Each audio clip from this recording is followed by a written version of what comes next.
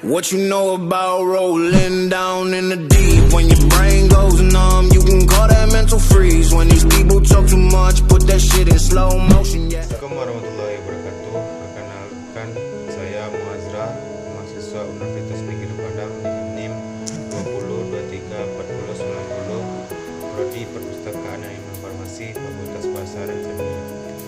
Baiklah, pada kali ini saya akan menjelaskan materi saya mengenai deskripsi ruang lingkup dokumen dan informasi hukum. Masuk pada bagian pertama, yaitu buku hukum.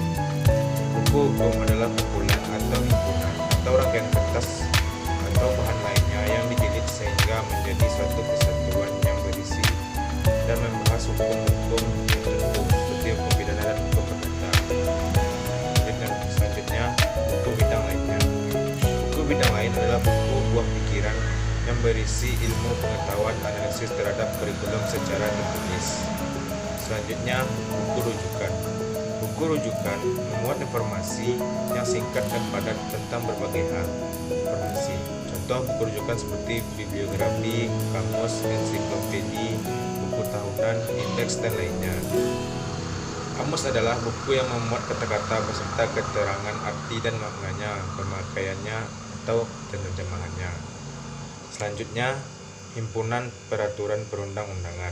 Undang-undang merupakan salah satu sumber atau hukum yang mana undang-undang membuat aturan dan sanksi yang tegas. Selanjutnya, jurisprudensi. Jurisprudensi menurut Subakti sebagai putusan-putusan hakim atau pengadilan yang tetap dan dibenarkan oleh Mahkamah Agung yang telah berkekuatan hukum tetap sebagai pengadilan kasasi atau putusan-putusan MA sendiri yang tetap. Selanjutnya adalah laporan penelitian hukum. Menurut Bahdin 2005, laporan penelitian adalah suatu bentuk karya tulis yang isinya berupa paparan tentang suatu proses dan hasil kegiatan penelitian. Bagian pendahuluan berisi halaman, judul, kata pengantar, daftar isi, daftar tabel. Selanjutnya yaitu hasil seminar hukum.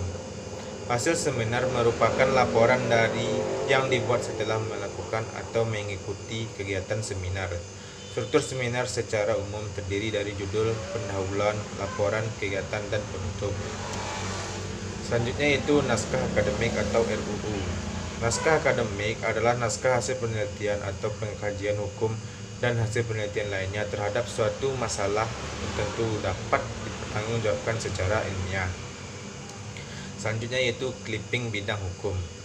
Clipping diartikan kegiatan mengumpulkan informasi dengan tema yang sama dengan cara menggunting atau memotong beberapa artikel tertentu dari media cetak.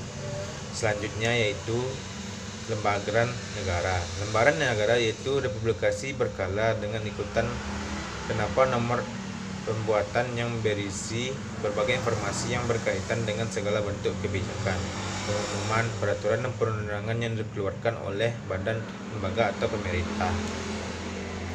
Selanjutnya yaitu lembaran daerah. Lembaran daerah adalah penerbitan resmi pemerintah daerah yang digunakan untuk mengundangkan peraturan daerah dan keputusan gubernur. Selanjutnya yaitu himpunan berseri. Himpunan berseri adalah himpunan berseri keputusan atau menteri adalah suatu penerbitan keputusan menteri tertentu yang diterbitkan dengan nomor yang berurutan dan terbit secara berisi, terus-menerus dan berkala. Selanjutnya yaitu berita negara. Berita negara adalah koran atau media resmi yang diterbitkan pemerintah Indonesia untuk mengumumkan peraturan perundang-undangan dan pengumuman resmi lainnya. Selanjutnya yaitu hukum nasional atau BPHN. Terdiri dari judul, nama penulis, nama instansi penulis, abstrak, kata kunci, pendahuluan, metode penelitian, pembahasan, dan penutup. Selanjutnya yaitu majalah lainnya. Majalah lainnya dikategorikan adalah majalah selain majalah hukum. Majalah adalah suatu media publikasi atau terbitan secara berkala yang memuat artikel-artikel dari berbagai penulis. Selanjutnya surat kabar. Surat kabar adalah lembaran tercetak yang membuat laporan yang terjadi di masyarakat dan biasanya surat kabar berisi berita dan opini dari masyarakat. Selanjutnya yaitu brosur dan pamflet. Brosur dan pamflet adalah lembaran kertas yang dikemas dengan cara dilipat yang saling berkaitan antara yang satu dengan yang lainnya, serta tidak memiliki cover atau jilid. Selanjutnya yaitu bahan pustaka non-buku. Bahan pustaka non-buku merupakan sebuah disk yang digunakan untuk menyimpan data secara digital dengan menggunakan sistem optikal. Sekian pembahasan dari saya, materi saya. Kalau ada pertanyaan salah mohon dimaafkan. Assalamualaikum warahmatullahi wabarakatuh.